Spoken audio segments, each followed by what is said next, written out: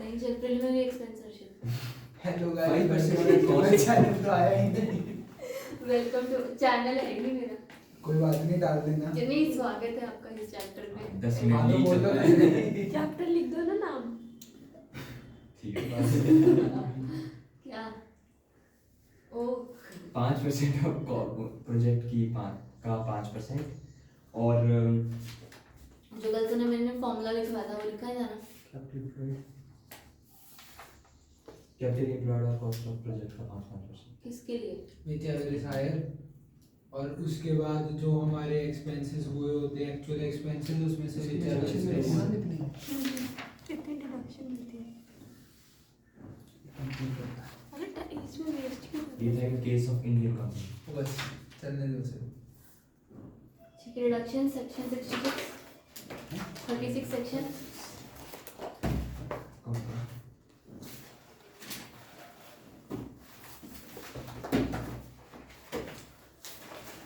Preliminary expense होते क्या है? जो हम पेमेंट शुरू करने से पहले करते हैं। उसके बाद क्या? कुछ नहीं। अरे यार लॉक नहीं होता क्या इस वाले में? एंड्रॉइड में लॉक नहीं होता क्या? लॉक क्या मतलब? क्योंकि बार बार ब्लर हो जा रहा है। हो गया बस। क्योंकि तो बार बार उसमें उंगली कर रही है। पहले हो रहा था। चलेगा। अरे चैनल निकालना चलो सेक्शन 36 चैनल प्लीज। निकालना। डिडक्शन सेक्शन 36 इंपॉर्टेंट है, मार्क कर लो, इंपॉर्टेंट है। प्रीलिमिनरी एक्सपेंस भी मार्क कर लेना, वेरी इंपॉर्टेंट है। उसमें क्या इम्पोर्टेंट है? आ सकता है ये पेपर में, मतलब थ्योरी में? नहीं। अच्छा, ये निकालने का। इलस्ट्रेशन 15। हर्षद कल वाले क्वेश्चंस हुए होमवर्क? ये देखो होमवर्क भी दिया था आपने कोई? ये बाद में रोज ना पुराना वाला। लॉक हो गया। चलो रिडक्शंस। अब रिडक्शंस मतलब क्या हुआ कि कोई भी अमाउंट आप एज एन एक्सपेंस अगर डिडक्ट कर सकते हो, राइट? तो हमने अब तक जो पढ़े हैं वो स्पेसिफिक सारे अलग अलग पढ़ा कि इसके साथ क्या करना है। 5% माइनस हो रहा है, आधा रिडक्शन माइनस हो रहा है, या 1/5 के तौर पर माइनस हो रहा है, ये सब हमने देख लिया। आपका प्रीलिमिनरी देखा था, उसके पहले कैपिटल एक्सपेंडिचर पर साइंटिफिक रिसर्च था, वो भी डिडक्ट हो रहा था 100%। और या तो फिर अपना हमने उससे पहले भी पढ़ा था ना स्पेसिफाइड बिजनेस और ये सब। एवरीथिंग क्लैरिटी, यहाँ तक कोई डाउट नहीं, ठीक है? साइंटिफिक वाला और तुम्हारा ये स्पेसिफाइड बिजनेस, ये दोनों इंपॉर्टेंट है, प्लीज ध्यान रखना। देखो प्रीलिमिनरी एक्सपेंस इंपॉर्टेंट है। जो हमने पीछे अभी एक दो पढ़ा है, एक अमाल्गमेशन डीमर्जर पढ़ा, ये कॉन्सेप्ट सिमिलर ही है पर ये एग्जाम में पूछने की प्रोबेबिलिटी कम है, तो इट इज ओके। वीआरएस भी हमने, वीआरएस क्या? Voluntary retirement scheme. तो इस इन केसेस में अगर आपको सैलरी में एम्प्लॉई के पास वो टैक्सेबल होता है up to certain exemptions, right? Similarly जो बचा हुआ अमाउंट है जो वहाँ पर एग्जेम्प्ट है वो यहाँ पर टैक्सेबल है। क्लैरिटी है यहाँ तक?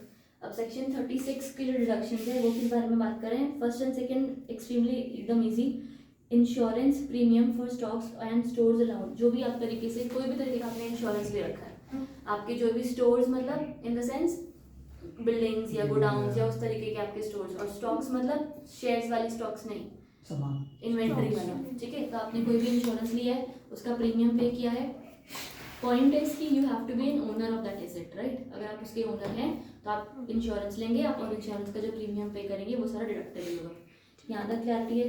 Second point talks about insurance premium paid bye federal milk cooperative society on his life stock और कैपिटल व्हाटएवर। तो अब यहाँ पर मिल्क सोसाइटी, अब जो डेयरी प्रोडक्ट्स ये वो बेचते हैं, उनके लिए स्टॉक क्या है? वही गाय भैंस बकरी, राइट? तो उनका भी जो इंश्योरेंस ले रखा है वो सब डिडक्टेबल है। Then you have insurance premium for health of employees allowed as reduction if paid by any mode other than cash. तो अगर आपने, हमने वो भी सैलरी में पढ़ा था, याद है पॉकेसेज के टाइम पर, कि अगर आप मेडिक्लेम लेते हैं एम्प्लॉइज के लिए तो वो फ्री टैक्स फ्री पॉकेसेड होता है वहाँ पर, राइट? एग्जाम्प्ट होता है उनके लिए, वो टैक्स फ्री पॉकेसेड है, करेक्ट? तो वहाँ पर अगर टैक्स फ्री है तो यहाँ पर हमने क्या बोला, आप एक्सपेंस क्लेम कर सकते हो उस चीज़ का। क्लैरिटी है यहाँ तक? आपने कोई मेडिक्लेम लिया है, but the most important provision here is कि ये सारा पेमेंट इन कैश नहीं हो सकता है। कोई भी पेमेंट अगर कैश में करोगे, 10,000 की भी लिमिट नहीं है। हमने अब तक जहाँ पर भी पढ़ा था वहाँ पे लिखा था कि 10,000 तक का पैसा जो भी आपने दिया कैश में वो चलेगा, राइट? 10,000 के ऊपर का अगर एक्सपेंडिचर होता है तो पूरा एक्सपेंडिचर डिसअलाउड होता है, याद है? अगर मैंने 18,000 की पेमेंट करी है इन कैश तो पूरा 18,000 डिसअलाउड होता है, not just the 8,000 in excess, right. तो यहाँ पर हम बोल रहे हैं कि अगर आपने मेडिक्लेम करवाया है, हेल्थ इंश्योरेंस करवाया है अपने एम्प्लॉयज़ के लिए, तो वो सारा पेमेंट ही कैश में नहीं हो सकता है, ठीक है। मतलब 2,000 भी अगर कैश में है वो डिसअलाउड है। क्लैरिटी है यहाँ तक। फिर उसके बाद फोर्थ पॉइंट से हमारा क्या कह रहा है, बोनस और commission paid. Bonus commission paid employees पूरा टैक्स पे कर रहे हैं इस पर, तो इसलिए हमारे राइट। पास यहाँ पर एक्सपेंस क्लेम करना आपको अलाउड है। क्लैरिटी यहाँ तक। Next you have interest on borrowed capital. अब इंटरेस्ट ऑन बोरोड कैपिटल में इन्होंने क्या बोला हुआ है कि कोई भी interest on capital borrowed for the purpose of business और profession shall be allowed as reduction under this scheme. तो मतलब any amount of money which is paid as an interest for the loan taken, right. तो वो सारा interest on borrowed capital हुआ, इसका भी आप रिडक्शन क्लेम कर सकते हो। यहाँ तक क्लैरिटी है। रिडक्शन बस क्लेम, यही है जिसका वहाँ पे हम टैक्स पे कर रहे थे, यहाँ पे डिडक्शन हाँ ऐसा सैलरी में कर रहे थे ना जिसका। ऐसा, पर वहाँ पर अलग चीज़ है। ये आपने अपने बिजनेस के लिए लिया हुआ है लोन। सैलरी वाले जो 2-3 पॉइंट्स थे वो ऊपर हमने देख लिए, सिर्फ एम्प्लॉयज़ के लिए अगर आप कोई खर्चा करते हो तो वहाँ सैलरी में भी है, यहाँ भी है। अब यहाँ पर हम बोल रहे हैं कि आपने कोई इंटरेस्ट लिया है, आपने कोई पैसा बोरो किया है अपने बिजनेस के लिए, ठीक है। और अगर वो आपने जो पैसा बोरो किया उस पर आपने कोई इंटरेस्ट पे किया तो उस इंटरेस्ट का डिडक्शन हम क्लेम कर सकते हैं। डिडक्शन एज सच एक्सपेंस हम क्लेम कर सकते हैं। यहाँ तक क्लैरिटी है। तो अब ठीक इस इतना, अब यहाँ पर भी जैसे हमने याद है व्हाट वाज नोशनल रेंट, जो एक्चुअल में नहीं होता। जो आप अगर देना चाहो तो दे सकते हो, नहीं दे नहीं नहीं, सकते। एक्चुअल में नहीं होता। जिसकी कोई एंट्री नहीं होती, जिसका जो एक्चुअली है ही नहीं, वो पेड ही नहीं है। हम लोग मान के चल रहे हैं कि हमने पेमेंट करी है, in the sense that if I give my self a building on rent, ठीक है, तो वो नोशनल रेंट हुआ। असल में मैं अपने आप को तो कोई रेंट नहीं पे कर रही हूँ। तो अगर मैंने खुद ही, मैं एज रश्मीत अगर मैं अपनी क्लासेस में पैसा लगाती हूँ, ठीक है, और अपने आप को खुद ही कोई लोन दिखाकर वहाँ पर इंटरेस्ट क्लेम कर रही हूँ, तो ये भी नोशनल इंटरेस्ट हुआ, इसका भी आपको रिडक्शन नहीं क्लेम कर सकते हो। पर अगर एक मान लो पार्टनर को देंगे तो वो पार्टनर को देंगे तो क्लेम कर सकते हैं। मतलब एक XYZ फर्म है, अगर वो फर्म को कोई लोन दिया जाता है by one of the partners, तो फर्म उस पार्टनर को इंटरेस्ट पे करेगी उस लोन पर, वो माइनस कर सकते हो, ठीक है। आप खुद को ही सेपरेट लीगल एंटिटी वाला कॉन्सेप्ट यहाँ पर नहीं है, मान के चलो, ठीक। क्लैरिटी यहाँ तक। So this interest on capital borrowed for the purpose of business or profession shall be allowed as reduction under this section. पर यहाँ पर SSC must have actually borrowed the money, पहला पॉइंट ये। Second, loan must be used for the purpose of business और profession carried on during the previous year. ये जो loan का पैसा है उस साल में काम आना चाहिए, तुम उसी साल का रिडक्शन क्लेम करोगे ना। हम लोग जो भी कंप्यूट कर रहे हैं for the previous year 24-25 contribute कर रहे हैं, तो इन दैट केसेस आपका सिर्फ वो वाला पैसा आएगा। And lastly, interest must be incurred on such loan, उस लोन पर कुछ इंटरेस्ट लगा होना भी चाहिए। इंटरेस्ट फ्री था तो कोई सेंस नहीं बनेगा। Then you have other points. अभी जो अदर पॉइंट्स है वो ध्यान से पढ़ो। Interest paid to another person, interest should be paid to another person. Another ही मतलब कोई और ही होना चाहिए, आप अपने आप को पे कर रहे हो वो नहीं। Hence interest paid, interest on capital to proprietor is disallowed. Proprietor मतलब जैसे सोल प्रोप्राइटर होता है, ठीक है, आप अपने ही, आप खुद ही ओनर हैं, आप खुद ही को ही इंटरेस्ट पे कर रहे हो, वो डिसअलाउड है। However interest on capital to partners is allowed. यहाँ तक कोई डाउट नहीं है। चलो ठीक। Next point talks about interest paid to relative is allowed as reduction subject to 40A। अब 40A का क्या बात करता है कि मान लो अगर एक इंटरेस्ट है जो SBI से आपको मिल रहा है, तो आपको SBI से मिल रहा है 12% के रेट पर, ठीक है, आप वहाँ से ले सकते हैं। पर आपने अपने किसी रिलेटिव से लिया है एट 14-15%, ठीक है। तो अगर आपने ज़्यादा इंटरेस्ट पर कोई लोन लिया है तो फिर आपने ये किया क्यों काम। तो हम यहाँ पर ऐसा मान के चलते हैं, देयर इज अ, मतलब ऐसा प्रैक्टिकल सेंस में हम ये सोच सकते हैं कि भाई तुमने ये जो भी पेमेंट कर रहे हो ना, ये सिर्फ ऐसा टैक्स चोरी करने के लिए कर रहे हो। हम, तुम्हारे पास ज़्यादा एक्सपेंस क्लेम हो गया, और वो इंसान हो सकता है कि ज़्यादा इनकम ही ना कमाता हो, वो 5% वाले टैक्स स्लैब में हो, तो उसको तो ज़्यादा टैक्स ही नहीं पे करना पड़ेगा, राइट। तो इस इन दिस केस हम ये बोलने की कोशिश कर रहे हैं कि any interest which is paid in excess to the market rates, या एक्सेस जो भी रीजनेबल होगा उसके ऊपर वाला डिसअलाउड होगा, ठीक है, अंदर वाला अलाउड होगा। मतलब अगर तुमने 14% का इंटरेस्ट रेट पर लोन लिया है और 12% is the minimum SBI rate, तो ये 12% अलाउड है एज एन एक्सपेंस। और ये जो बाकी का, हाँ SBI के रेट को माना जाएगा। नहीं, जरूरी नहीं है, जो जो मार्केट रेट चल रहा होगा ऐसा, वो आप उस टाइम पर कर सकते हो। असेसिंग ऑफिसर डिसाइड करता है, ठीक है। ये और अगर जो बाकी का 2% होगा जो एक्सेस में होगा वो डिसअलाउड होगा। यहाँ तक क्लैरिटी है? ये अलाउड और डिसअलाउड बहुत इंपॉर्टेंट है, तो मैं ऐसे ऐसे अब तो क्वेश्चन, मार्केट रेट है उसका बराबर। हाँ ठीक, यहाँ तक क्लैरिटी है भाई कि नहीं आई? तो एग्जाम्पल के तौर पर अगर मैंने लोन लिया है 1 लाख का, ठीक है, ये 1 लाख का जो लोन है उस पर मैंने इंटरेस्ट पे किया है और मैंने लोन लिया था, मान लीजिए एक्स ने लोन लिया है अपने ब्रदर से, ठीक, एक्स ने लोन लिया है अपने ब्रदर से 1 लाख का और इंटरेस्ट चार्ज किया है at 15%, which comes around to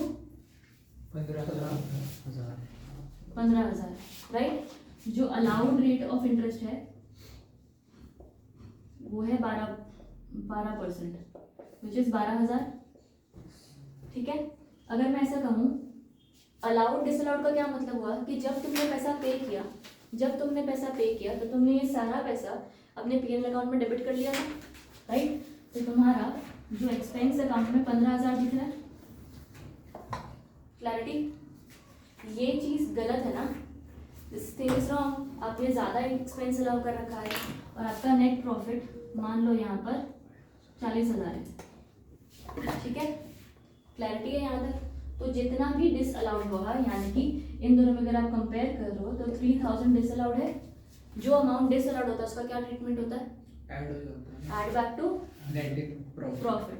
So this 3,000 will be here and it will be added to the 3,000 यहाँ पर, जो तुम्हारा net profit will be 43,000 for what? For the computation of income tax. बात समझ में आ रही है? ये for the computation of income tax की हम बात कर रहे हैं। तुम्हारे बुक्स में जो भी लिखा है वेरी गुड, अपनी किताबों को अपने घर पर रखो। इनकम टैक्स वाले बोलते हैं हमें अपने हिसाब से इनकम कैलकुलेट करना है तुम्हारी। तुमने यहाँ पर ज़्यादा इंटरेस्ट चार्ज किया है, हमें कोई प्रॉब्लम नहीं है, पर हम इतना अलाउ नहीं करेंगे। ये तेरा भाई है ना, मेरा भाई तो है नहीं। क्लैरिटी आता है? इसमें भी एक्चुअल अमाउंट पेड होता है सही दिख रहा है इसमें। एक्चुअल अमाउंट पेड यानी कि अगर उसने 8% पे उठाया तो उसको 8% की मिलेगी डिडक्शन के, 12% की मिल सकती है। अगर उसने 8% उठाया, 8% मतलब कम उठाया ना, अगर कम पे उठाया फिर उतनी ही मिलेगी, एक्चुअल अमाउंट पेड होता है। ठीक, समझ आया? यहाँ तक समझ आया? अलाउड डिसअलाउड वाला जो एडजस्टमेंट है ना, ये तुम्हें बहुत ज़्यादा पे काम आएगा। ऐसे क्वेश्चन आ सकते हैं, पूरा एक दिया होगा कि कितना क्या है, पूरा प्रॉफिट एंड लॉसेस का ये है, इतना नेट प्रॉफिट है, इतना उसकी इनकम एक्सेट्रा एक्सेट्रा, उसके अंदर एडजस्टमेंट्स दिए होंगे, ठीक है। अब जैसे हमारा फर्स्ट एग्जांपल था, यहाँ पर इंश्योरेंस प्रीमियम पेड, अगर इंश्योरेंस प्रीमियम पेड है, अलाउड है, तुमको पता ही है ये चीज़, राइट, आप माइनस कर सकते हो। पर अगर मैं ऐसा लिख दूँ, इसका नेट प्रॉफिट है 40,000, amount of ₹5,000 was paid as insurance premium but which was not entered in the books, तो उसका करंट प्रॉफिट कितना होगा फिर? 40,000 होगा ना, 40,000 उसका नेट प्रॉफिट है, ठीक है। क्वेश्चन मैंने ये पूछा कि if there was an insurance premium paid by the owner, ठीक है, on his stocks of ₹5,000 but which was not entered in the books, 45,000 होगा। ऐड नहीं करोगे, माइनस करोगे।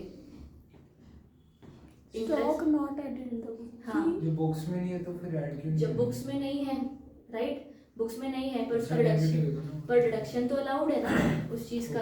अगर डिडक्शन अलाउड है और तुमने एंटर नहीं किया तो तुम क्या करोगे? माइनस कर दोगे।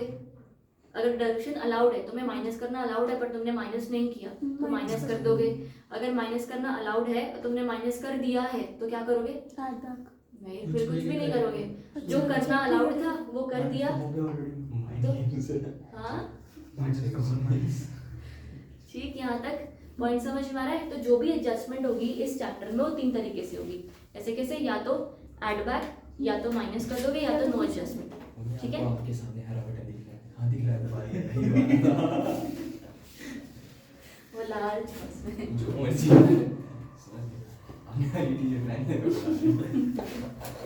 वैसे तो बटन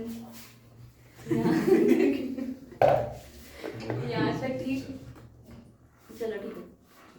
नेक्स्ट तुम्हारा अभी other points, interest paid to another person, ये तुम्हारा समझ में आ गया।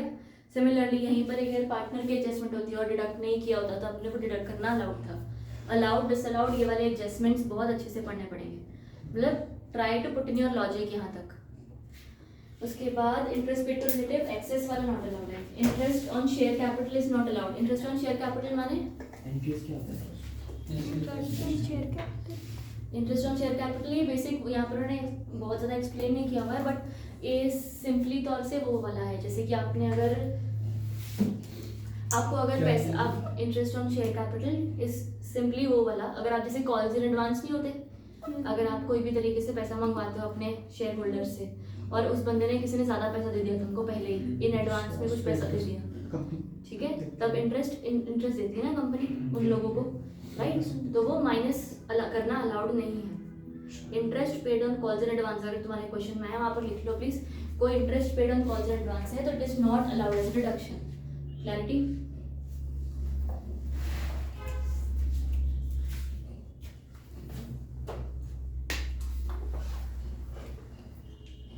आंखें गाड़ गाड़ कर देखना पड़ेगा, हैं? बहुत पतला पतला है क्योंकि ये सैमसंग है, स्लिम कर दो उसको, पॉज कर दो। यहाँ तक क्लैरिटी आई? फोर्थ पॉइंट है interest on money borrowed to pay income tax is not allowed. इसका क्या मतलब हुआ? कि अगर आपने इनकम टैक्स पे करने के लिए किसी से पैसे उधार पे लिया उसका इंटरेस्ट नहीं है, अगर आपने जीएसटी पे करने के लिए तो उसका इंटरेस्ट अलाउड है। अगला पॉइंट बॉन्ड्स का है, वो भी आसान है, आगे आओ। यहाँ तक क्लैरिटी आई? अच्छा तुमको पता चला, पढ़ो तो सही, समझ में आ जाएगा, इट्स नॉट दैट डिफिकल्ट। सी, अगर आपने कोई इंटरेस्ट पे किया है और आपने लोन लिया है for the purpose of payment of tax, ठीक है, तो लोन टेकन टू पे टैक्स, उसका इंटरेस्ट अलाउड नहीं है। पर अगर आपने लोन लिया है जीएसटी, यानी कि वो दूसरा हो गया ना, जीएसटी के अंदर आप बर्डन शिफ्ट करते हो, याद है? तो इन दैट केस हम ऐसे बोलते हैं कि तुमने जो टैक्स पे किया है उसका एक्चुअल बर्डन किसी और पर पड़ा है, तो वो लोन बेसिकली तुम्हारे लिए तुमने नहीं लिया, उस पर किसी और ने डिपॉजिट पे किया। Levy and burden is also different person, right? So इस चक्रों में ऐसा होता है कि जीएसटी में अगर आपने लोन लिया है तो वो आपने जो भी लोन लिया है उसका जो भी आपने इंटरेस्ट पे किया है वो अलाउड होता है रिडक्शन, क्योंकि तुमने किसी और की ऑब्लिगेशन फुलफिल करी है इससे। कुछ समझ में आ रहा है? यहाँ तक clarity? Sixth point, amortization of discount on zero coupon bonds over the life of such bond. What is amortization of zero coupon bonds? Zero coupon bonds, what are zero coupon bonds? जो हमें discount पे मिलते हैं। फिर interest पढ़ाया था ना मैंने शायद, हाँ जी। जो भी डिस्काउंट पे बॉन्ड्स मिलते हैं, अगर कोई बॉन्ड्स कुछ नहीं, नॉर्मल बॉन्ड ही होते हैं, कोई नॉर्मल बॉन्ड्स ही होते हैं शायद। नॉर्मली बॉन्ड होते हैं, यस, बट इनका मेन खास बात तो क्या होती है? कूपन मतलब इंटरेस्ट। तो आपका ऐसा एक बॉन्ड जिसपे जीरो इंटरेस्ट है, फिर हम उसको खरीदेंगे क्यों, right? The question is that. तो इस केस में जो जीरो कूपन बॉन्ड्स होते हैं ना, वो इशू एट डिस्काउंट होते हैं, बट आपको जो रिडम्पशन होता है वो रिडीम एट फेस वैल्यू होते हैं, ठीक है? ये पॉइंट याद रखना है। अगर एग्जांपल के तौर पर कोई बॉन्ड है जो 70 रुपये का इशू हुआ और उसके बाद उस पर जो तुम्हें पेमेंट मिलेगी वो 100। For example you have purchased 1000 zero coupon bonds, 1000 zero coupon bonds, तो तुमने कितने में खरीदे? 70,000 में। तो तुमने इस वक्त 70,000 रुपये लगाए हैं, ठीक है? और यहाँ पर जब तुम उसका रिडम्पशन हुआ तो तुम्हें कितने पैसे मिले? क्लैरिटी? ये उस इंसान के हाथ में इनकम है जिस इंसान ने जीरो कूपन बॉन्ड्स खरीदे, राइट? ये डिस्काउंट की अमाउंट, यानी कि this amount of 30,000 is in the hands of investor under the capital gain के चैप्टर में आएगा, वो वहीं पर डील करेंगे। पर यहाँ पर ये जो 30,000 है ये कंपनी के लिए तो एक्सपेंस है ना, ये हम डिडक्ट कर लेंगे। ये डिडक्ट कर लोगे, पर कैसे डिडक्ट करोगे? Over the life of the bond, ठीक है? Over the life of the bond मतलब अगर ये वाला बॉन्ड तुम्हारा for a period of 10 years अगर है तो तुम इस 30,000 के डिस्काउंट को डिवाइड कर देंगे 10 से, 10 3,000 पर साल, 3,000 पर साल, 3,000 पर ईयर का ये अमाउंट पीएनएल में डेबिट होगा। Clarity? This is nothing but amortisation, यानी कि उस एक्सपेंस को थोड़ा थोड़ा करके क्लेम करना, and this is expense is claimed over the life of the bond. Clarity? पक्की बात है। एग्जाम्पल करो नेक्स्ट वाला, क्या लिखा है उसके अंदर? 70 लाख एक साल में डिडक्ट करेंगे, 70 लाख एक साल में डिडक्ट करेंगे। 70 लाख हो जाएंगे। यस लास्ट में लिखा हुआ है बस। टाइम लगेगा 70 लाख को आया समझ? नहीं कि हाँ नहीं? करो नहीं। देखो पॉइंट नंबर ये लिखा हुआ, discount is deductible on pro rata. Pro rata मतलब over the period of the bond, और tax will not be deducted at source. ये टीडीएस जो होता है ना, इसके प्रोविजंस भी हम आगे पढ़ेंगे। तो टीडीएस नॉट अलाउड होता है, नॉट डिडक्टेड होता है वैसे। क्लैरिटी? यस हर्षित का?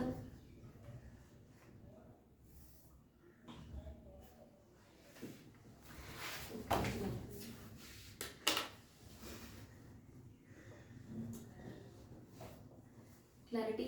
पढ़ा एग्जाम्पल, पढ़ा समझ में आया? क्या दिया हुआ है एग्जाम्पल में? इशू प्राइस क्या है? 10 करोड़ 10 करोड़ का इशू प्राइस है, राइट? उसके बाद 3 करोड़ खत्म हो गया रीपेमेंट। हाँ, तो रिडीम यानी कि मैच्योरिटी के पर, हाँ चलो पीरियड है 10 साल का। डिस्काउंट प्राइस जिस पर इशू किया है, इशू प्राइस थोड़ी है, इशू प्राइस 3 करोड़ है ना, इशू प्राइस 3 करोड़ है और discount allowed given face value है 10 करोड़ 10 करोड़ है। डिस्काउंट हमारा 7 करोड़ डिस्काउंट हमारा 7 करोड़ का हुआ, डिवाइड तो 7 करोड़ अपॉन 10 यानी कि 70 लाख 70 लाख तुम over the period of 10 years period minus कर सकते हो। क्लैरिटी? इसमें वो कैरी फॉरवर्ड वाला भी होता है। अगर तुम्हारा नहीं होता, अगर तेरे 70 लाख मान लो प्रॉफिट ही नहीं आया, यहाँ पर कैरी फॉरवर्ड का तरफ से कुछ दिया नहीं है, पर ये एक तरीके से एक्सपेंस ही हो गया ना, बिजनेस लॉस हो गया, तो फिर कैरी फॉरवर्ड हो जाएगा। स्पेसिफिक जीरो कूपन बॉन्ड के एक्सपेंस के बारे में बात नहीं है, but it will be added to the expense of the business only. Minus नहीं हो पाए तो बिजनेस लॉस 8 साल तक माइनस कैरी फॉरवर्ड कर सकते हैं। यहाँ तक क्लैरिटी है? नेक्स्ट तुम्हारा tax treatment the hands of investor, कुछ नहीं है, मैच्योरिटी और redemption of zero coupon bond will amount to transfer under section 247(4)(a). It will be under the capital gain के हेड, वहीं पर उसको साथ डील करेंगे। यहाँ तक क्लैरिटी? बी पॉइंट काट तो नहीं जरूरत, पूरे रेट्स दिए हुए कैपिटल गेन के, वो वहीं पर आएंगे। नेक्स्ट तुम्हारा एम्प्लॉयर्स कंट्रीब्यूशन टू आरपीएफ और एएसएफ। एएसएफ माने अप्रूव्ड सुपरएनुएशन फंड।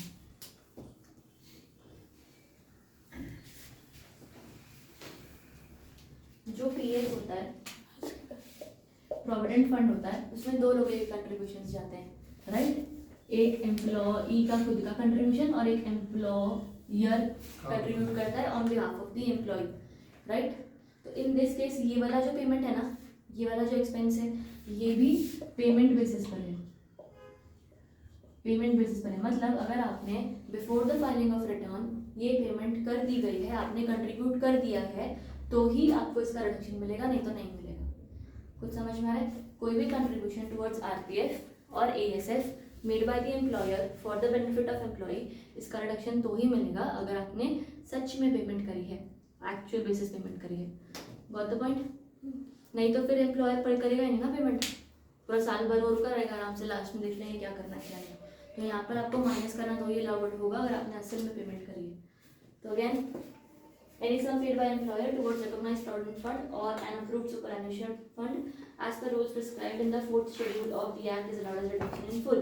पर reduction full में कैसे अलाउड होगा? अगर such amount must have been actually paid before the due date of furnishing the return। return furnish की last date अगर audit हो गया तो अक्टूबर 139(1) के सेक्शन के हिसाब से थी ना, 2 डेट्स थी, 1 जुलाई है और 1 अक्टूबर है। तो 31, 7 और दूसरी अक्टूबर। ठीक है? अगर आपका ऑडिट नहीं होता है, ठीक है, ऑडिट नहीं होता है तो ये डेट है, अगर ऑडिट होता है तो ये डेट है। ठीक, बस इतनी सी बात है। क्लैरिटी? तो इन दिस केस जो भी आपका ड्यू डेट आपका फॉल करता है as per your income whatever. वो तो हर महीने नहीं कटते वैसे पैसे पीएफ वाले, तो फिर ड्यू डेट से तो पहले ही होगी ना। वो तो तुमने पहले ही कर ही दिया ना, पर अगर तुमने नहीं किया पेमेंट, कई बार एम्प्लॉय ऐसा भी करते हैं 4 महीने का इकट्ठा पे कर दिया, 6 महीने का इकट्ठा पे कर दिया, पर जो भी पेमेंट है वो 31 के पहले करनी है, ठीक है। ये वाला सिर्फ उनके लिए है जो एम्प्लॉयर का कंट्रीब्यूशन है, ठीक है। एम्प्लॉय के कंट्रीब्यूशन के लिए जो डेट्स दी गई हैं वो पीएफ का एक्ट, एएसएफ का एक्ट वहाँ पर दी गई है। क्यों, कैसे, इन द सेंस दैट अगर देखो तुम्हारी सैलरी में से तुम्हारा कंट्रीब्यूशन कट जाता है पहले ही, सैलरी मिलने से पहले तुम्हें सैलरी कंट्रीब्यूशन काट के ही मिलती है ना, राइट। तो फिर इन दैट केस अगर एम्प्लॉयर उसको टाइमली सबमिट नहीं करेगा ना, तो फिर वो उसकी इनकम मानी जाएगी। Clarity, right. तो इन दैट केसेस एम्प्लॉई के कंट्रीब्यूशन के लिए ऐसी बात है कि आपको उसको पेमेंट करना है as per the date specified in the provident fund का एक्ट, ठीक है। उसके डेट्स अलग अलग है, कुछ 21 डेज है विद इन द नेक्स्ट, कुछ 21 days before the end of the month, या 21 days upon deduction of the PF, या तो फिर नेक्स्ट मंथ की 15 तारीख, ऐसे अलग अलग डेट्स दी गई हैं और उस हिसाब से आपको कंट्रीब्यूट करना है। अगर आपने नहीं करते हो तो आपका वो इनकम माना जाएगा। क्लैरिटी है। पर अगर आपका खुद का कंट्रीब्यूशन है, employer's part of contribution has to be made before the end of the finishing before the due date of filing the return, ठीक है। इसमें 31 मार्च का कोई रोल नहीं है। Clarity, yes. contribution towards unrecognized provident fund is not allowed as a reduction, और contribution towards SPF allowed है, पर वो दूसरे सेक्शन में है, वहाँ पर डील करेंगे। Next we have contribution to NPS। NPS यानी नेशनल पेंशन स्कीम। तो this section provides that the employer's contribution to the account of an employee under a pension scheme as referred to in this section, ATCCD would be allowed as reduction while computing business income। अब यहाँ पर employer का contribution जो भी आप करते हो towards NPS scheme is allowed as reduction later on in the later chapters. जो आपको ग्रॉस टोटल इनकम होती है ना, आपकी ग्रॉस टोटल इनकम कैसे आती है? Basic salary plus DA plus commission.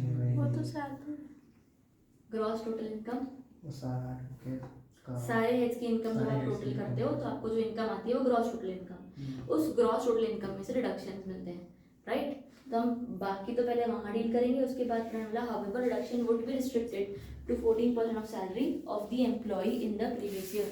अगर आपको रिडक्शन 14% ऑफ योर कंट्रीब्यूशन का ही मिल रहा है, 14% ऑफ सैलरी का ही मिल रहा है, तो एम्प्लॉयर उसके ऊपर करेगा, उसके ऊपर कंट्रीब्यूशन ही नहीं करेगा। कुछ समझ में आया? एनपीएस ये FA24 के FA ये वहाँ पर उसमें दिया हुआ है, क्या कहते हैं उसको, असेसमेंट है नहीं ये रूल्स के हिसाब से है, और वो वहाँ पर नहीं बोलते हैं जो FA का FA होता क्या वो पूछ रहा फुल हूँ। फॉर्म नहीं याद मुझे, देखना।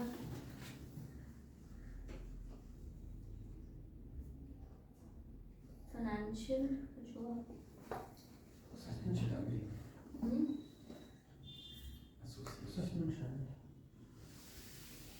इसमें तो पेपर लिखा है FA Employees' contribution to the account of an employee under pension scheme as Yes, yes, would पढ़ाई be में FA allowed as a deduction while computing business income। FIFA association, FIFA भी तो कंट्रीब्यूशन दे रहा है।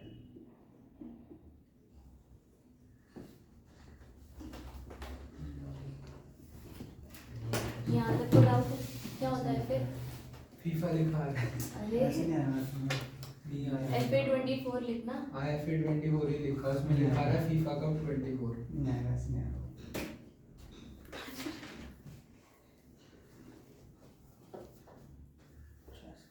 Final assessment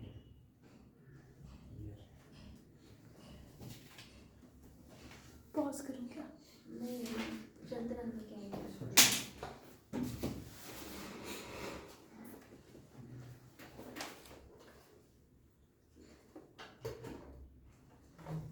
यहाँ पर 16th वाला करो 1.96 lakhs 9। 6। तो आगे देखना ट्रीटमेंट कितना डिसअलाउड है, कितना अलाउड है। ये 1.96 lakhs वो अपना अलाउड हो गया ना। रिडक्शन हो गया, हाँ। हाँ, तो FA लगता है। लिखा होता है बायो क्या करो फाइनेंशियल ईयर 24। मैं डीए भी ऐड करूँ।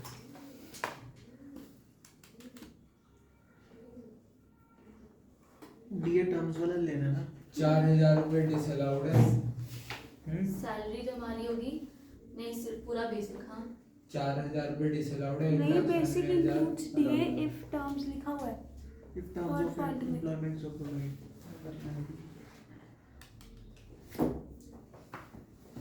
टर्म्स वाला DA टर्म्स वाला लेना है।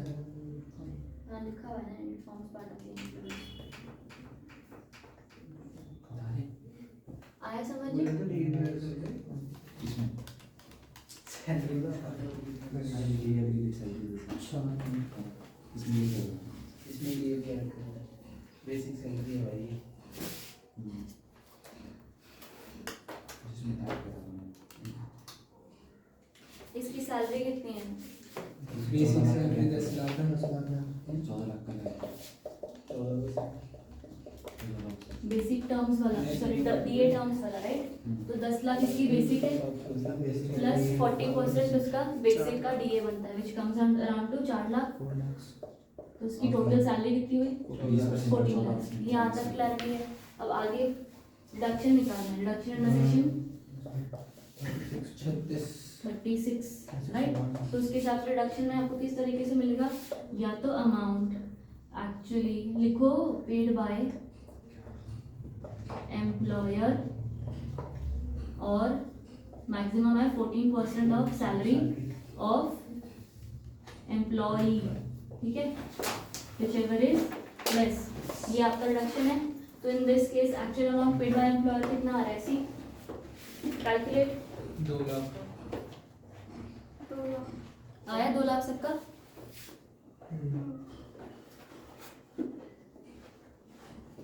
कितना कंट्रीब्यूट किया? कंट्रीब्यूट यहाँ पर 20%। हाँ 20% of the basic to the amount of employee. सिर्फ बेसिक का 20% कंट्रीब्यूट किया ना, वहाँ पर DA नहीं निकालना, राइट? तो तुम्हारा 10 लाख का 20%, तो 2 लाख एक्चुअली कंट्रीब्यूटेड है और 14% of salary of employee 1.96 lakh आता है। कैलकुलेट करो। सैलरी का फॉर्मूला हमने ऊपर देख लिया, यानी कि इसका 14% निकालना है।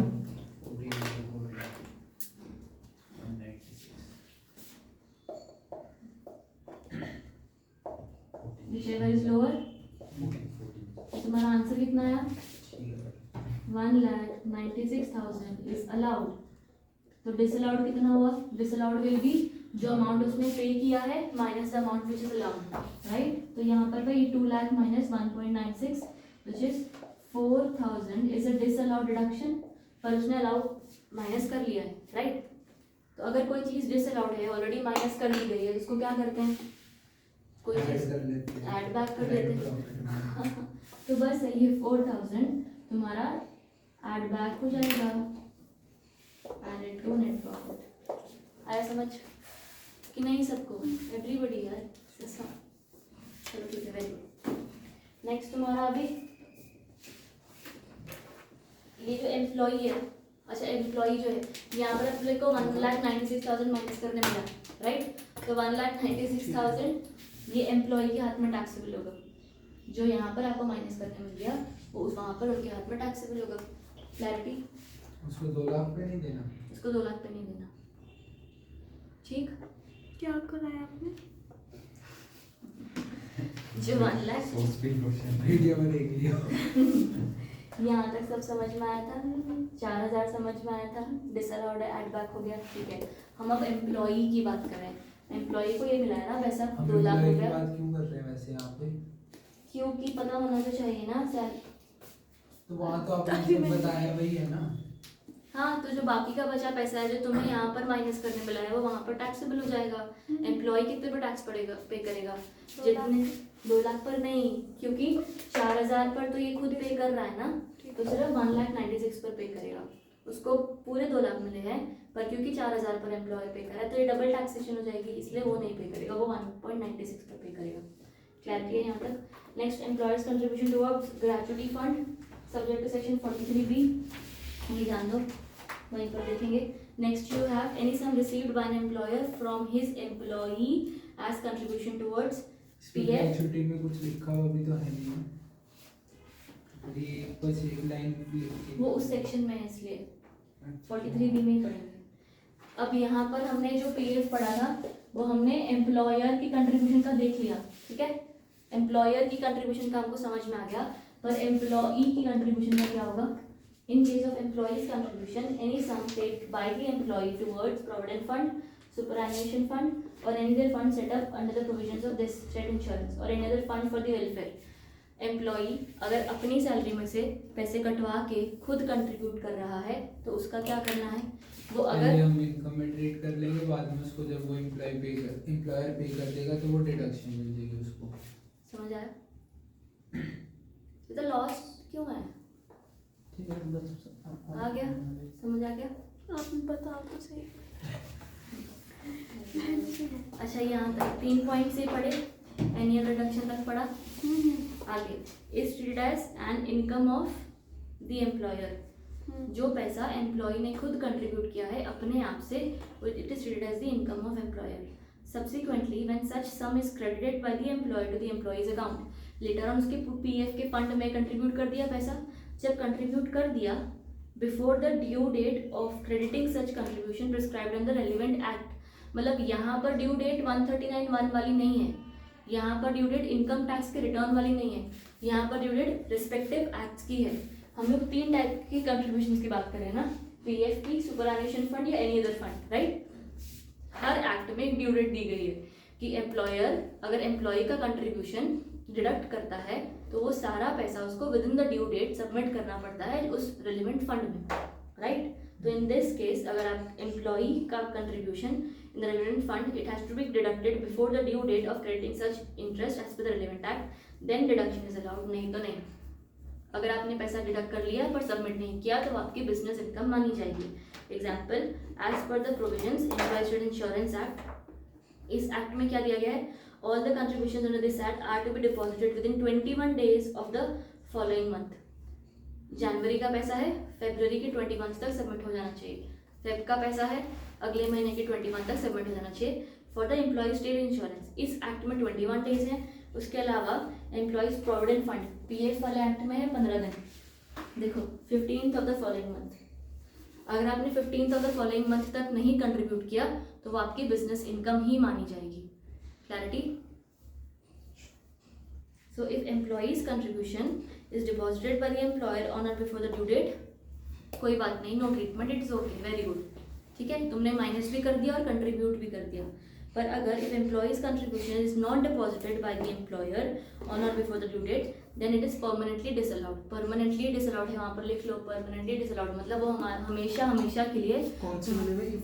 ये सेकंड वाले में? सेकंड वाले में कि employees contribution is not deposited by the employer, जो एक्ट का ड्यू डेट है ना, यहाँ पर लिख लो प्लीज, जो एक्ट का ड्यू डेट है उससे पहले अगर एम्प्लॉय कंट्रीब्यूशन नहीं डिपॉजिट किया तो वो तुम्हारी टैक्सेबल एज बिजनेस इनकम हो जाएगी। आगे पेज पे क्या? हाँ, टैक्सेबल इनकम परमानेंटली डिसअलाउड होगा, वो हमेशा के लिए। अगर आपने बाद में कंट्रीब्यूट कर भी दिया ना तब भी आपको अलाउ नहीं करी जाएगी। क्लैरिटी? सुना ना क्या?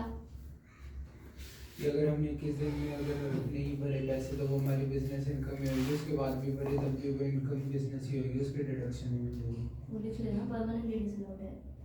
अगर एम्प्लॉयर का कंट्रीब्यूशन था, देखो एम्प्लॉय का कंट्रीब्यूशन है तो due date of the act है, ठीक है। अगर इफ फेल टू पे लिख दो, इफ फेल टू पे तो permanently disallowed.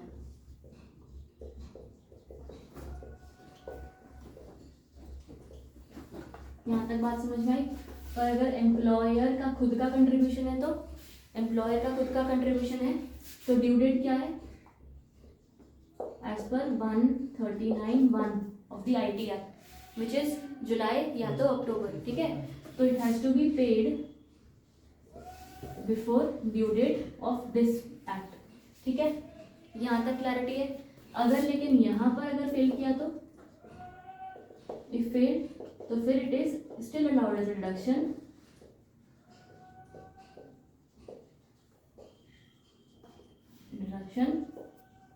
For the year when actually paid. बात समझ आई? लिखा एवरीबॉडी?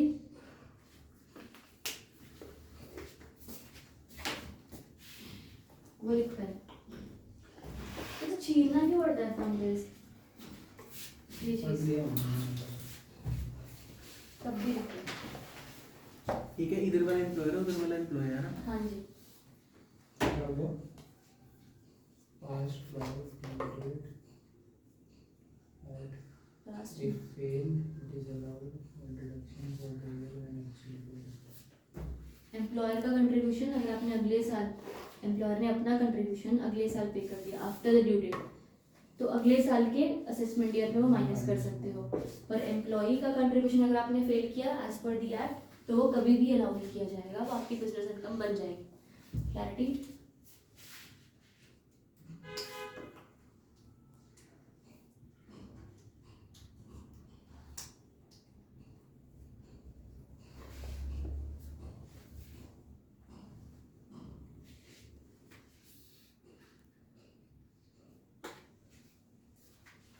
लिखा?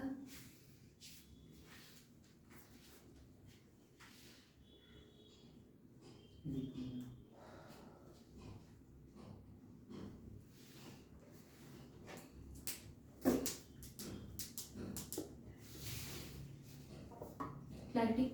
चलो आगे बढ़े। हो गया जी? मैं लिख लूँगी। नेक्स्ट पॉइंट तुम्हारा क्या कह रहा है?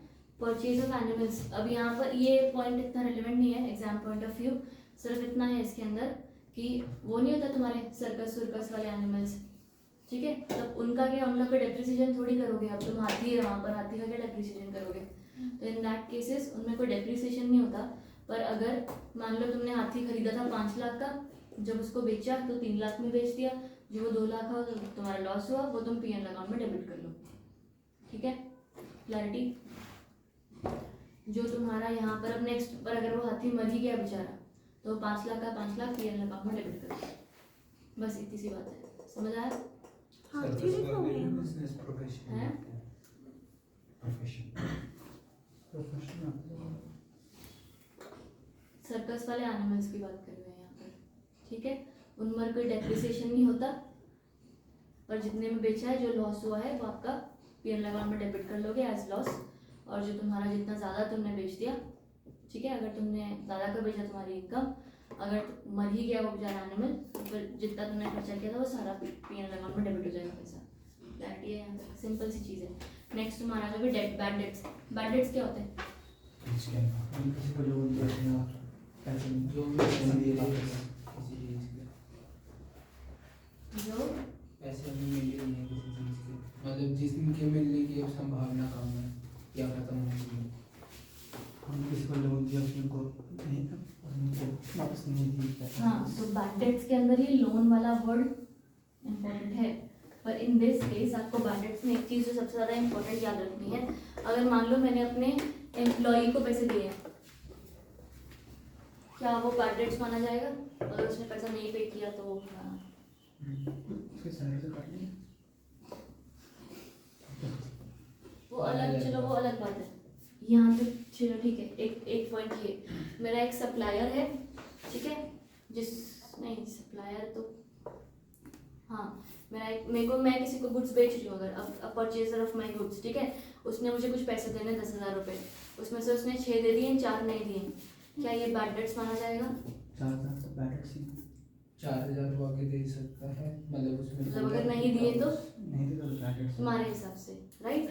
पर यहाँ पर the important point is bad debts is not just something amount given to the supplier. ये चीज़ प्लीज अपने दिमाग से थोड़ी सी क्लैरिटी रखो। बैड डेट्स आपके तो ही होते हैं अगर आपने उसको पहले एज इनकम रजिस्टर किया हो तो, ठीक है? आपने सप्लायर को गुड्स भेजे हैं, उसने 6,000 आपको पैसे दिए हैं और आपने 6,000 ही किताबों में लिखे हैं, तो वो तुम्हारा बैड डेट नहीं हुआ। बैड डेट का बैड होने के लिए तुम्हारा पहला पॉइंट ये है कि उसको एज एन इनकम रिकॉर्ड किया जाना चाहिए। क्लैरिटी है? तो पॉइंट नंबर 1 ये। और दूसरा, आपने किसी भी रैंडम पर्सन को कोई भी तरीके के एक्स्ट्रा पैसे दिए हैं, उसने रिटर्न नहीं किया, वो बैड डेट नहीं होता। पहली बात तो वो पैसा दिया होना चाहिए टू योर डेटर ओनली, ठीक है? वो बंदा तुम्हारा डेटर होगा तो ही तुम्हारा बैड डेट्स कहलाया जाएगा। क्लैरिटी है? 2 पॉइंट्स याद रखो। 1, it is given as a loan to a debtor, and another point, it is given, it's already been recorded in your income, ठीक है? if it is not recorded in your income, it is not your bad debts. Clarity आया कि नहीं आया? ठीक है, तो यहाँ तक एक 2 चीज़ अब इम्पोर्टेंट यहाँ पर है। अब एम्प्लॉय बैड वाले केस में क्या हुआ बेटा? क्या एम्प्लॉय वाले केस में एम्प्लॉय वाले केस में भी वो बैड डेट्स नहीं है, सप्लायर वाले केस में भी वो बैड डेट्स नहीं है। ये दोनों केसेस में बैड डेट्स नहीं माने जाएंगे। क्यों? क्योंकि आपका डेटा एम्प्लॉय क्रेडिटर वाले केस में तो अगर 10,000 हमने रिकॉर्ड करे तब तो मान ही जाएंगे। अगर 10,000 रिकॉर्ड किए हैं, वो तुम्हारा डेटर बना है in your books, you have recorded some debtor for 4,000 rupees, only then it will be your bad debts, otherwise not. It has to be written off. जैसे एम्प्लॉय का लोन अकाउंट चलता है, हाँ उसने नहीं वापस दिए तो हाँ, वहाँ पर वही ना, it has to be recorded as your income. Was it recorded as your income? Loan को हम कैसे इनकम में रिकॉर्ड करेंगे? तुम्हारे डेटर्स बनेंगे ना, तुम्हारा डेटर्स तुम्हारी एसेट होती है। तो लोन अकाउंट तो वो तो डेटर में जाएगा ही ना अगर लोन अकाउंट खुला। अगर कोई कंपनी एम्प्लॉय को लोन देती है तो उसका लोन अकाउंट खुलता है ना, हाँ, तो फिर वो तो डेटर में तो रिकॉर्ड होएगा। डेटर में रिकॉर्ड हुआ है तो माना जाएगा ना, वही मेरी बात है, सिंपल सी इतनी बात है। अगर तुमने उसको ये डेटर क्वेश्चन में मेंशन होएगा ना ये हाँ, सब हाँ। कि वो रिकॉर्ड है। एग्जैक्टली मेंशन होएगा। हमने अज्यूम तो नहीं करना ना इसमें कुछ भी। नहीं, नॉर्मल है यहाँ पर, कोई भी amount which is paid to debtor, तो if it is added in the income of your accounts then only it is your bad debt. ठीक है। अच्छा, प्रोविजन फॉर बैड डेट्स क्या होता है? प्रोविजन क्रिएट करते हैं पहले हम्म, ही जो हम अपने प्रोविजन क्रिएट मतलब करते हैं। प्रॉफिट से हम कुछ हिस्सा बैड डेट के लिए निकालते रहते हैं कि अगर कोई बैड डेट होगा तो हम उसको उससे हम वो मिल एंटिसिपेट हम करते रहते हैं कि भाई हाँ, और फिर reserve for bad dates. Reserve अलग है, ये स्पेसिफिकली फॉर बैड डेट्स होता है। रिजर्व फॉर रिजर्व वो होते हैं जो मतलब हम उसके लिए करते हैं, क्या बोलते हैं, जो अननेचुरल होता है कोई चीज़, अनफोर्सीन, और ये प्रोविजन उसके लिए करते हैं जिसका हमें आइडिया होता है। राइट, हाँ ऐसा ही होता है एग्जैक्टली। जब आप प्रोविजन करते हो तो आपको पता होता है कि मुझे इस बंदे से पैसे लेने हैं, उस बंदे से पैसे लेने हैं, कौन सा बंदा आइडेंटिफाइड है तुम्हारा कि मुझे इससे पैसे आने बाकी हैं। रिजर्व तुम्हारा तब होता है जब तुम्हें खुद ही नहीं पता होता कि कहाँ पर मेरा क्या नुकसान होने वाला है। इट इज़ अननोन, तुझे ये भी नहीं पता कि भाई हाँ कौन सा बंदा है जिसके मेरे पैसे बाकी हैं, वो भी नहीं पता। अगर नहीं पता है, अननोन सोर्सेज से तुम्हारा लॉस हो रहा है, वो रिजर्व क्रिएट करते हो उसके लिए, और अगर नोन सोर्सेज से लॉस है उसके लिए प्रोविजन क्रिएट करते हो। ठीक है, क्लैरिटी है। अब यहाँ पर तुम लोग अपने बुक्स में, अकाउंट्स में जितना भी प्रोविजन और रिजर्व क्रिएट करके रखो, किसने मना किया है? मजे करो। इनकम टैक्स वाले बोलते हैं ऐसे तो तुम सारी ही अपनी इनकम प्रोविजन में डाल दोगे, सारी ही अपनी इनकम रिजर्व में डाल दोगे, तो हम तुमको ये चीज़ अलाउ नहीं करेंगे। क्लैरिटी। इनकम टैक्स वाले सिर्फ एक्चुअल बैड डेट्स ही अलाउ करते हैं टू बी डिडक्टेड, सारा पैसा अलाउ नहीं करते हैं। ठीक है, क्लैरिटी यहाँ तक? मतलब प्रोविजन नहीं अलाउ करते। प्रोविजन अलाउ नहीं करते। तो यहाँ पर एक बार रीड करेंगे, बैड डेट्स को इम्पोर्टेंट मार्क करना प्लीज। एनी डेट और part thereof which becomes bad shall be allowed as deduction.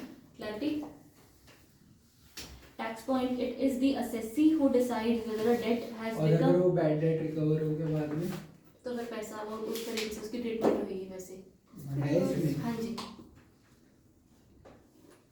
If it is the assessee who decides whether a debt has become bad or not, and the assessing officer can never insist the assessee for production of proof that the debt has become bad. ठीक है, तुम्हारा decision है कि भाई हाँ अभी ये bad debt हो गया है, अब मैं इसको as a bad debt record कर रही हूँ। क्लैरिटी यहाँ तक? ठीक है, पर यहाँ पर उन्होंने जो बोला ना कि assessing officer will not require a proof, पर it he can disallow you कि भाई ये अमाउंट बैड डेट नहीं है, हम डिसअलाउ करें। थोड़ा सा इम्प्रैक्टिकल है बट ऐसा है।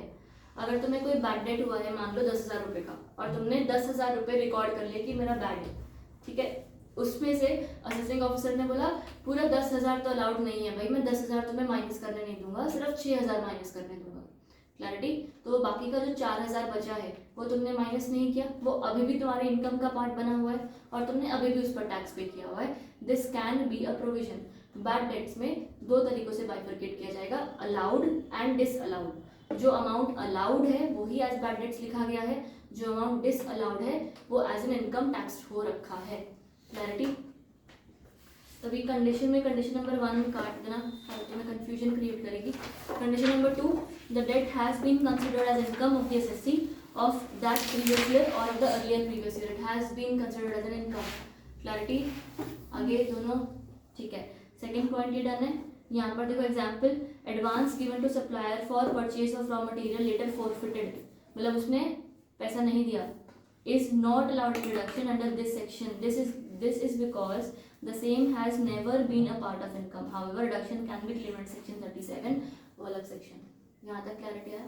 लॉस तो तुम्हारा है ही ना, पर बैड डेट नहीं है, क्योंकि वो रिकॉर्ड नहीं हुआ। ठीक है? ठीक है। हम तुम्हारे लॉसेस को मना नहीं कर रहे, लॉस तुम्हारा है but it will not be named as a bad debt, ठीक? एक्सेप्शन काट दो। Third point, it must have been written off in the accounts of the SSC, यानी कि वहाँ पर डेट, जब तुम किसी को कोई लोन देते हो वो तुम्हारे डेटर्स में रिकॉर्ड होता है।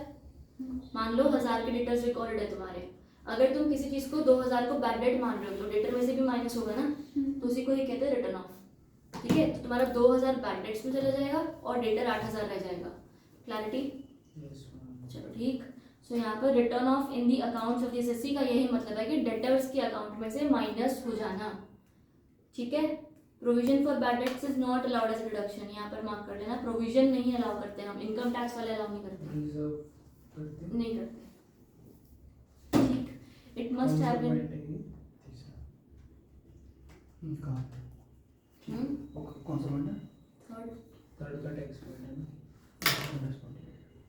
यहाँ तक समझ में आ गया? फोर्थ भी कट कर दो।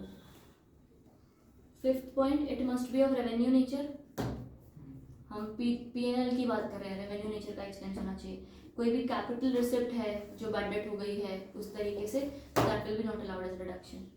Bad debt arising due to insolvency of a debtor for sale of an asset not goods is not allowed as reduction.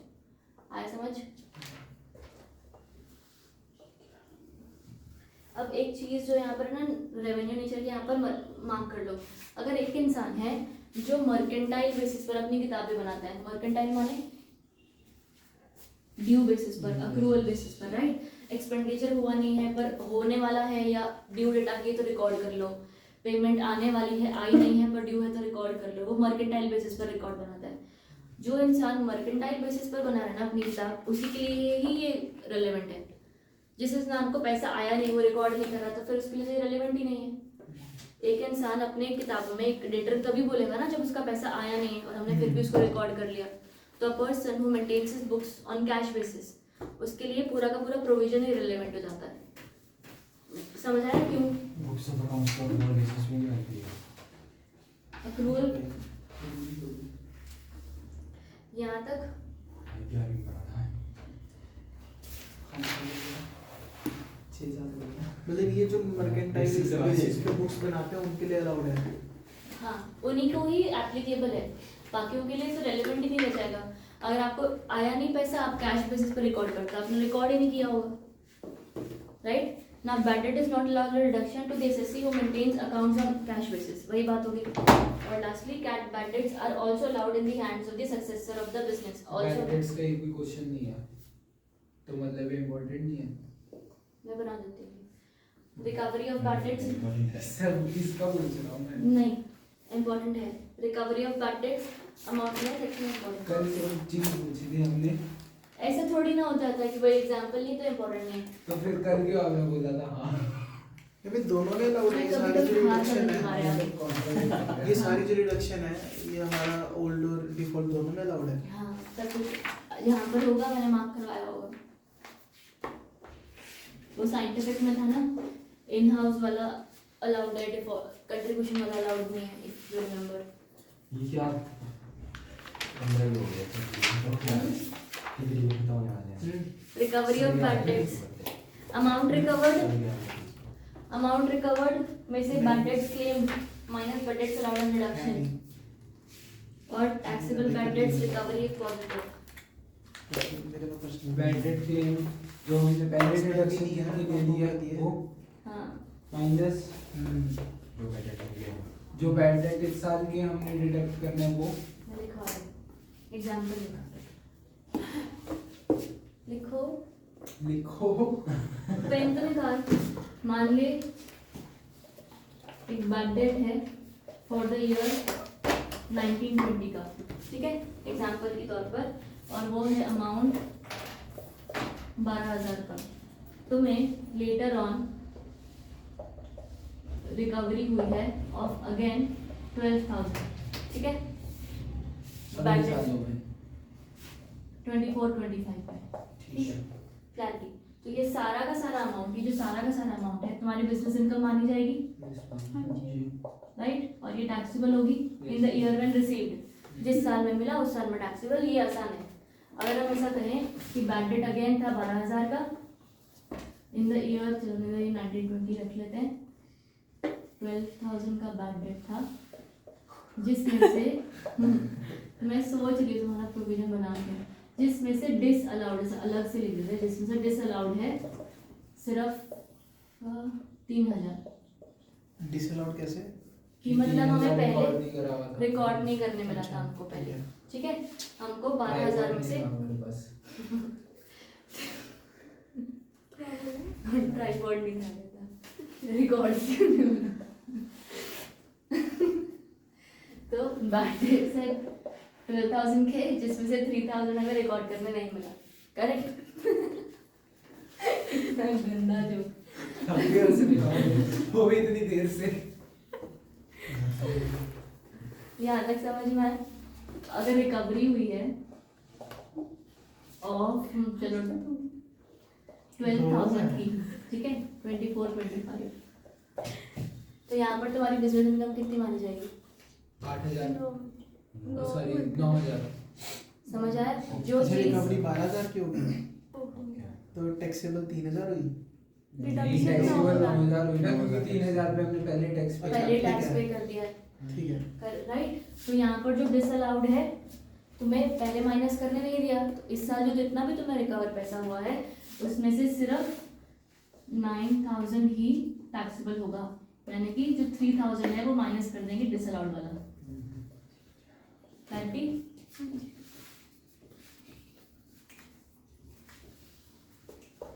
और अगर 14,000 था जिसमें से कुछ भी नहीं अलाउ किया गया, सारे डिसअलाउड था, फिर कुछ भी नहीं होगा टैक्सेबल पर 0। डिसअलाउड कुछ भी नहीं था, सारा का सारा क्लेम दे रखा था हमने। सारा डिसअलाउड था, मतलब 14,000। अच्छा 14 का 14 हमारा डिसअलाउड है। हाँ हाँ तो ठीक है, 12,000 आगे उससे हैं, 14,000 कुछ आगे नहीं होगा, ठीक उससे है। इनकम है। नो ट्रीटमेंट टैक्सेबल नहीं है उसमें।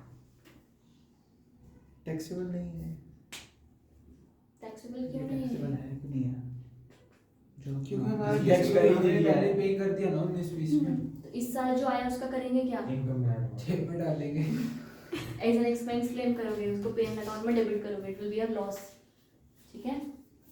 लॉस क्यों है? एक्सपेंस क्लेम करोगे ना, तुम्हारा वो पहले भी इनकम था, अभी भी इनकम है, राइट? तो तुम डबल बार इनकम हो जाएगी, तो एक बार आए हुए 14,000 तो तुम्हें माइनस करने पड़ेंगे ना, कि नहीं?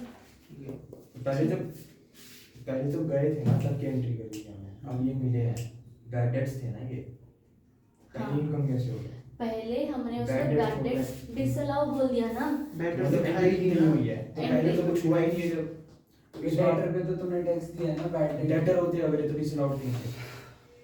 वही तो हम पढ़ रहे हैं कि असेसिंग ऑफिसर ने डिसअलाउ कर दिया, तुम्हें पिछली बार रिकॉर्ड करने नहीं मिला।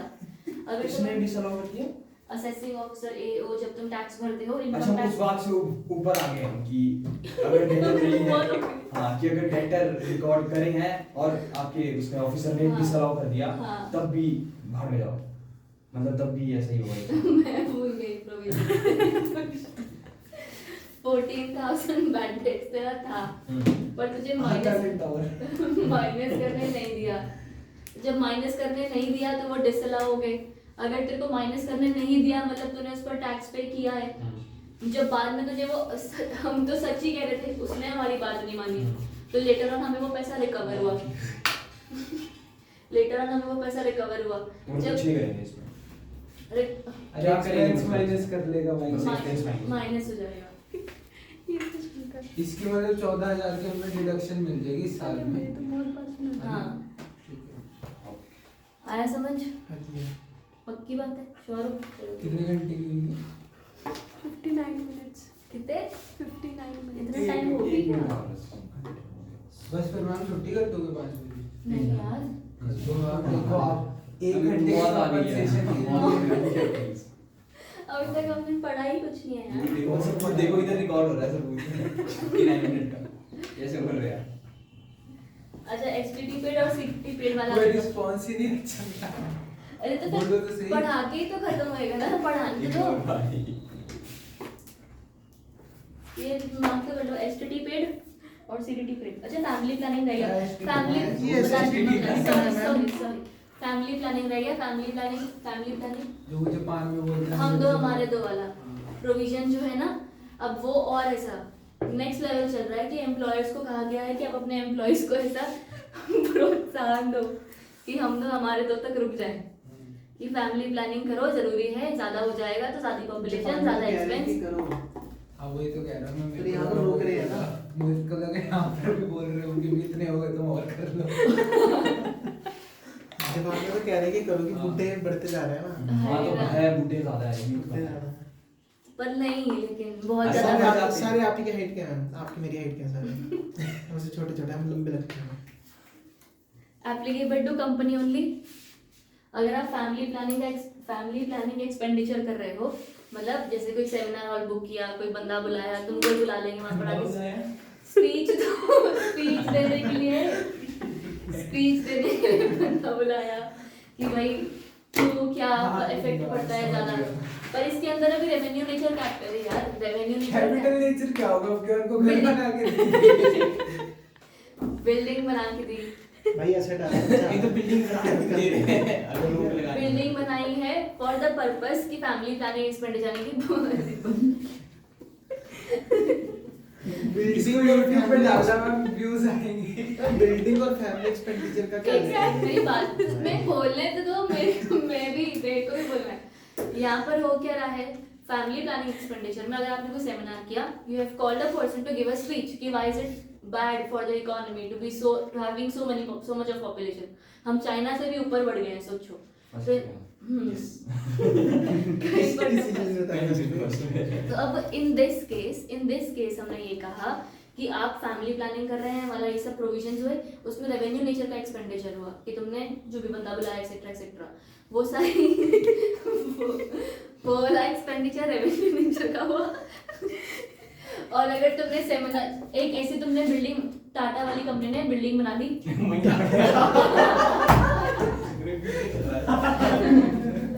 बस हम समझ गए कि 5 इक्वल इंस्टॉलमेंट में कटेगा। आपने उसी पर्पस के लिए बिल्डिंग बनाई। यही खाली इसकी ये प्रोविजन सेमिनार कंडक्ट अच्छा करने सेमिनार के लिए। भाई, तुम क्या सोच रहे हो? हाँ तो तेरे पापा भी आ जाएंगे। चलो चलो आंटी को बोल दो, वहाँ पे पड़ी है।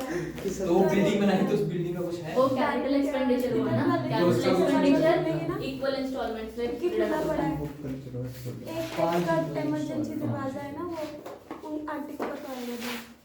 आया समझ। यस मैम बहुत अच्छे से।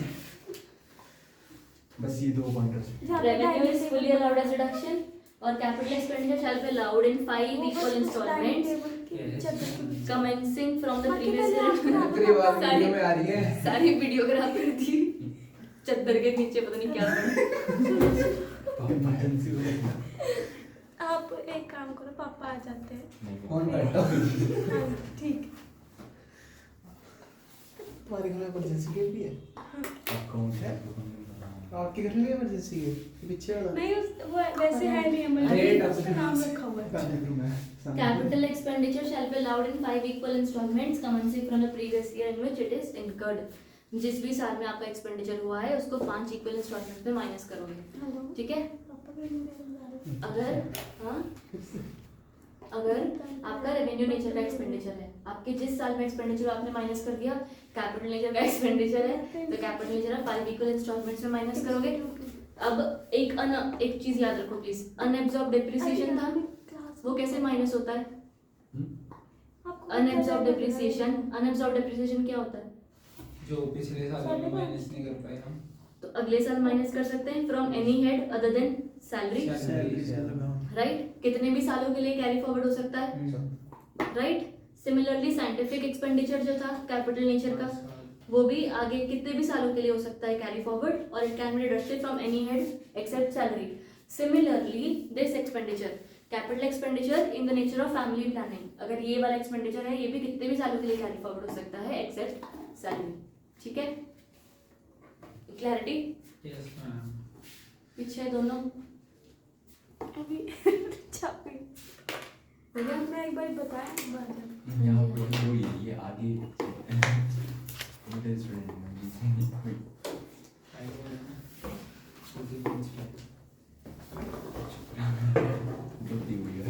यहाँ तक क्लैरिटी है ना? Yes, अच्छा नीचे नीचे 2 पॉइंट्स है, एक सिक्योरिटी कार्ड नहीं, सिक्योरिटी ट्रांजैक्शन टैक्स और sale of assets acquired for क्या है यही वाला ये कार्ड नहीं कार्ड दे? कार्ड तो इसको नोट की नोट मार्क कर लो। मैम की नोट काट दिया है क्या बोल